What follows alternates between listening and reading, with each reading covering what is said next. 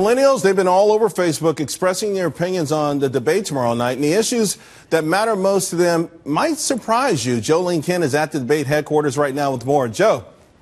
Hey, Charles, that's right. We've been watching what Facebook users are talking about on Facebook. What's engaging the voter and the people on Facebook who are using and talking about the issues? Well, the top 5 issues, according to Facebook and the data that we've worked with them on, government ethics actually tops the list, followed by the economy, very serious issues there, of course, that we're going to be talking about during the debate tomorrow night, followed by government assistance in third, then religion and guns in the aftermath of mass shootings around the country. Now, I also want to show you what Facebook is showing as the top 5 GOP candidates. No surprise there, Charles.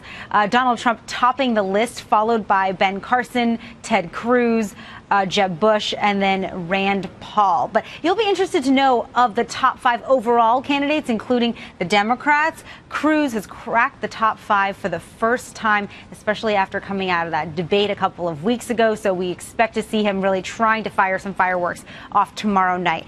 Also, looking at Trump a little bit more closely, what are the issues that people care about on Facebook regarding Trump? Well, no surprise here, immigration, very hot topic regarding Donald Trump. Then you have the economy, which we're expecting him to address in detail tomorrow night here in Milwaukee, followed by campaign finance, racial issues, and religion. So Donald Trump really has a whole bunch of issues tied to him. Facebook users are very interested in hearing more from him on those issues, whether they support him or not. So Facebook certainly a big, very important trove of data for all of the campaigns and all the voters. 1 billion people, Charles, now logging onto Facebook every single day. Absolutely. Ling, thank you very, very much. Sure. So the top election issues, as Ling just mentioned on Facebook, government ethics, religion, guns, the economy, taxes. Those are your top 5. Remember, again, Facebook is a proxy for millennials. There you have the other issues.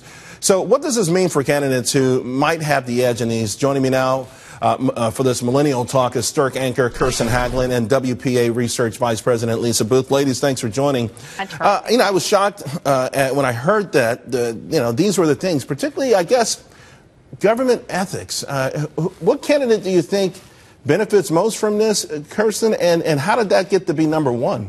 The candidates that benefit the most are going to be the outsiders and those who have taken a stand in ethics in all forms. That's why you saw Ted Cruz get that big bump. Especially millennials really enjoy someone who is going to be authentic, who's going to call people out and really have a Facebooked or, a tweetable moment and really not being afraid to call people out and, bring those issues out onto the carpet. I think that's who you're going to see. I honestly think that when it comes to pure belief in their points or their thoughts, Ted Cruz is the most authentic. I think he's done the least amount of evolving in his life. I think he found his path early on.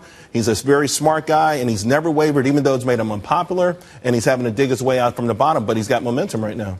Well, and I think that his approach was interesting last week or at the last debate and obviously sparked a lot of attention. I mean, I think that there are a lot of people in this country that are sick and tired of the liberal mainstream media. And so to see a candidate like that take them on was inspiring and I'm sure, led to a lot of campaign donations as well.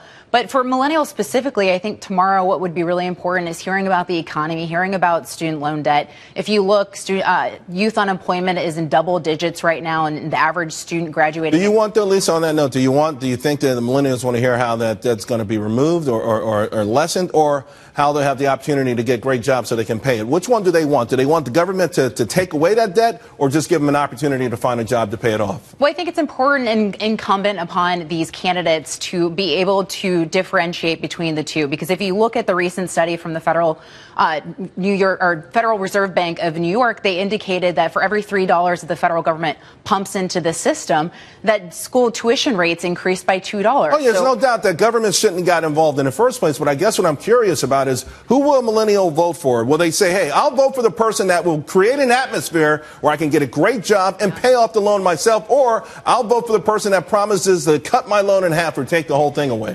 50% of millennials are underemployed. That means they're working in a job that requires a high school degree or less. That's a depressing situation to be in for anyone, but especially for young people who are cynical anyway, because all of their dreams that their parents raised them with have basically been shattered because of the economy and because of Obama's hope and change that didn't really work out. So they want an economy where they can get a great job that gives them hope so they can pay off. So they can stop working in the parking lot and maybe own the parking lot. Amen. Ladies, thank you very much.